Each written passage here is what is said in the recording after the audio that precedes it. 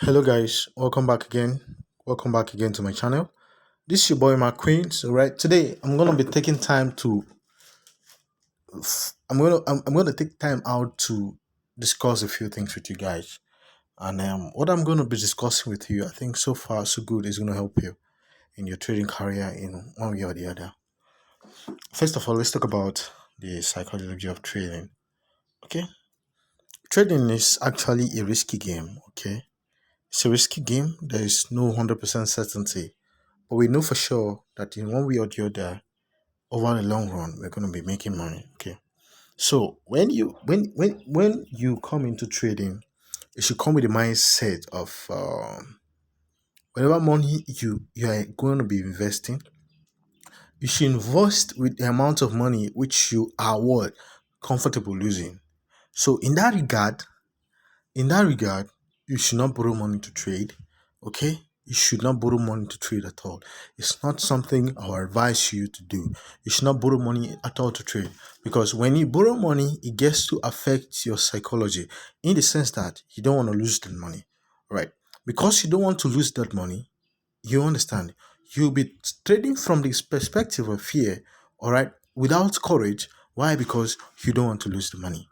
But if also you are trading using your own money, but it's money which you can't afford to lose, your psychology will also be affected. Okay, but if you are trading with the spare cash, money which you are just trying to grow, or you're just trying to figure out what's going to happen, bro, you can grow that sum of money to any amount you want to grow because your head is actually going to be clear. You're going to be thinking clearly. All right.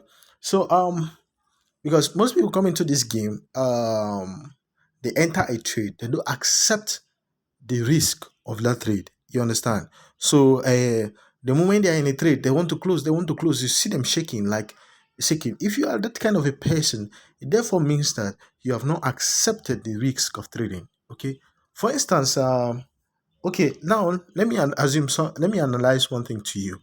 Okay, for instance, when I first started trading back then, when I was trading with a demo account. So when I evolved to a demo from a demo account to a real account, I was very happy trading. And even if I blew a demo account, it had no impact on me until when I evolved from a demo account to a real account. And then I blew my first $500. After blowing that first $500, I became skeptical of the market. When I deposited again, I was the fear of losing never left me at all until I had to learn to do things the right way. Okay. Let me assume an instance. Let's say a little child who plays with a dog. Okay. This child plays with the dog always. The dog is always friendly until one day, what happened? The child is get bitten by that dog. Okay. So this child become afraid of dogs.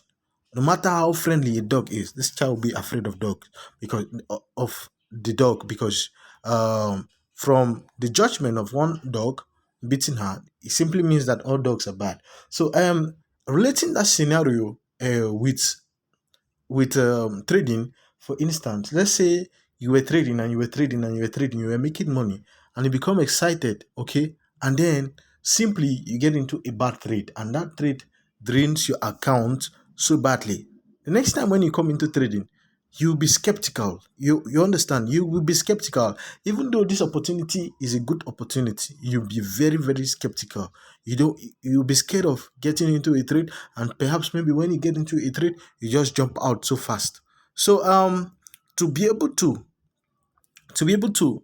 come out from that mindset, you have to start trading smaller volume. Okay, trade smaller volume until you can actually recover. Okay, and get away from that mindset. It does not actually easily, but though if you trade smaller amount, you'll be able to get yourself out from there. So today I'm going to be giving you guys a strategy, okay, for trading boom and crash. But before I give you that strategy, I'll be showing you a few secrets to this market. All right. So these few secrets, you can find them on the 1 hour chart. You can find them on the 30 minutes chart. You can find them on the 15 minutes chart, and then you can find them on the yeah, just like that. So so if you want to take a trade, let's say you want to scalp with an indicator. All right, let me zoom in my chart. So you're going to be looking for candlestick patterns of this nature. They don't occur always, but whenever they occur, you have a high probability trade. So that is one. When you see this kind of candles, it means that therefore sellers are losing momentum or buyers are losing momentum. This type of candle is called a pin bar. All right. So if you learn to identify this kind of candles and you attach them, you add them to your trading, whether it's indicator based or whatever strategy you are using, bro, you will have better win rates. And then looking at this area, look at that, look at that. What happened after that? It sold. Look at this. After this, what happened? The market bought. So looking at that, you'll be able to have better win rates. Okay, be able to have better win rates using this this candlestick. Looking for just candlestick patterns, just candlestick patterns. They will help you to scalp if you want to use an indicator to scalp, and then you get what you want. You leave the market. It's simple. It appears in all time frames: the daily, the 1 hour, the 15 minutes, whatever time frame you're using. But I don't see them on the 5 minutes, on the 1 minute chart. I don't see them at all on the 1 minute chart if you're trading the boom and the crash. But if you're trading other pairs, you can find them. You can find them. You can find them on, if you're trading other pairs, other volatility pairs, you can find them on the 5 minute chart. Yeah. So this stuff I'm telling you about is actually a powerful thing. So now you see what happened. If you use your indicator to get an entry there, it would have been a very lovely one, and then you would have scalped and made some money out of there. But this is not actually what I want us to be talking about today. So now let me go straight up to today's strategy. Okay, today's strategy is actually another one. It's actually a killer strategy, like the previous ones I've been sharing. So like the previous one I've been sharing. So the zoom out is the zoom level is the third zoom level. Okay, the zoom level is the third zoom level. All right. So as you all guys know, is I always post simple strategies which are always profitable. So what is here is, for this strategy you're going to be using the 1 minute chart. Okay, and we pay attention to our awesome oscillator. So for instance now, there was a spike here which gave us those red candles, and then we have this ticks, the black candles here, which are at the result of this, and then that spike is as a result of this. Spike always has momentum, so even though it's one spike, you can see so many candles compared to the ticks. Okay, so now we're gonna be waiting for, after a spike, we're going to be wait after a spike which occurs, is always this area, the auxiliary oscillator always changes to what? To red. Okay, always changes to red. So you're going to wait for the color to change from red to black. When it changes from red to black, you wait for the Ichimoku and the moving average to cross on the main chart, then you take your trade. Okay, which also correspond with the MACD moving average. Okay, and the Chimoku. Okay, all right. So you take your trades, you take your 4 5 candles. Okay, you take your 4 5 candles, and you're out to the market. So now let's look at this again. Let's look at this. Let's look at this. Okay, so now look at this. Now looking at this now, looking at this. So we have a spike, this long spike, which indicates this the a number of red ticks here on the awesome oscillator. So now after that we have a series of ticks. Okay, represented by, okay, so that means this, after that spike I have a series of ticks. I think from here that was when the color changed, and then now from there the color changed. All right, and then there was another spike, again. There was another spike. Okay, and then there was another spike. All right, so after the spike, you wait for the color to change.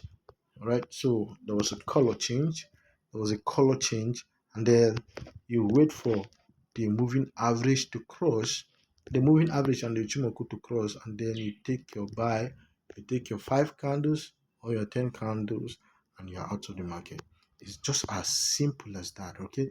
So now let's look at this again. Let's look at this. It's a lovely strategy. Just learn to apply it properly well. Just learn to apply it properly well. So now what happens? We have a spike. We have a spike. We have a spike to the downside. Okay. We have a spike to the downside. We have a spike to the downside. And then after that spike, we have the color changed around somewhere here. Color changed. And then we have another spike again, another minor spike. And then we have a color change.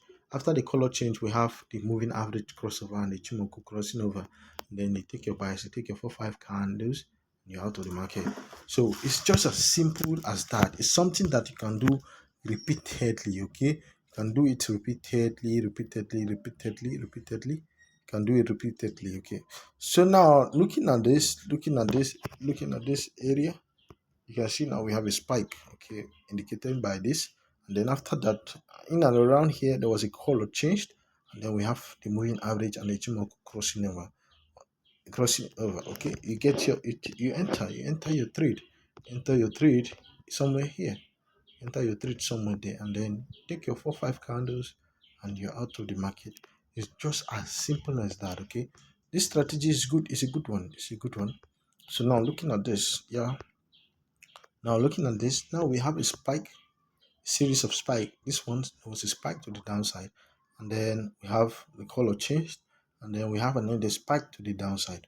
Okay, guys. So now we have another spike to the downside, and then we have a color changed, and we are waiting for the color to change.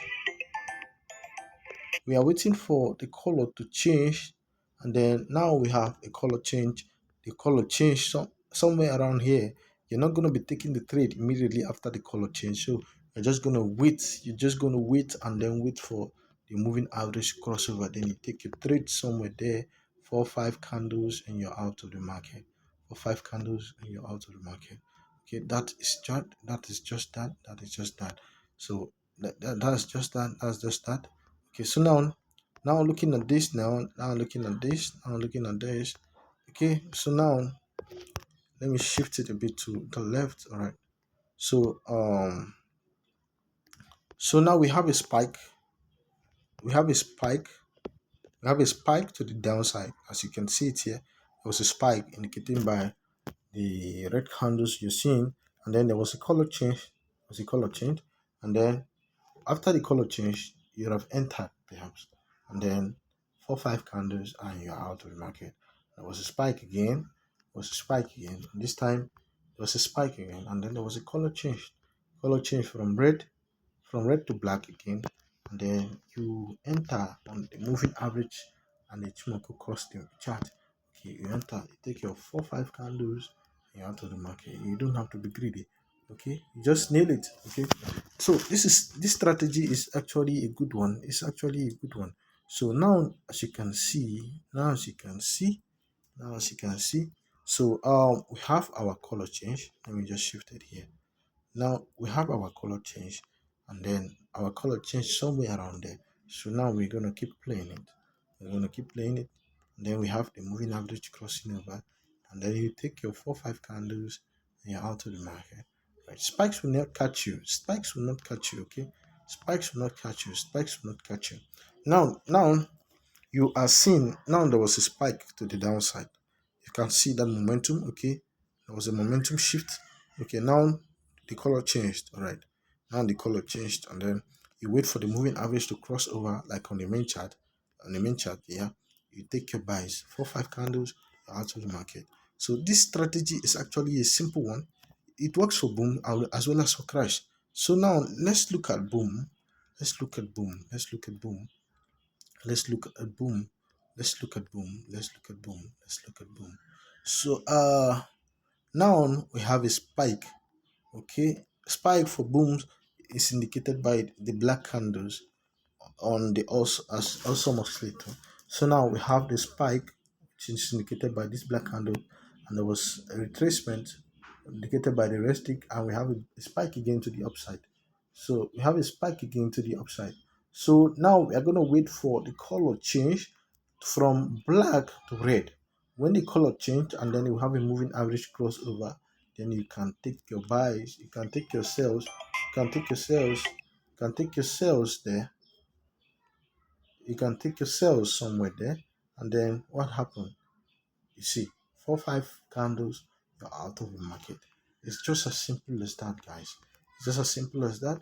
I know some people will say this most of these strategies don't work in real time, but I'm telling you that if you test the strategy right, it works perfectly well. Just apply the principles the way I've explained to you. All right, there's nothing to be afraid of. So now you have a spike indicated by this black hand, the black how will I even call it, indicating by the black in the awesome oscillator, and then we have a retracement indicated by this red, and then we have a spike again to the upside, and then we have a retracement. So now you will wait for the color shift from black to red, and then we wait for the moving average and the Ichimoku crossing on the main chart. Then you take your cells, okay? Still the same thing. Perfect. It's a perfect strategy. It's actually a good strategy, okay?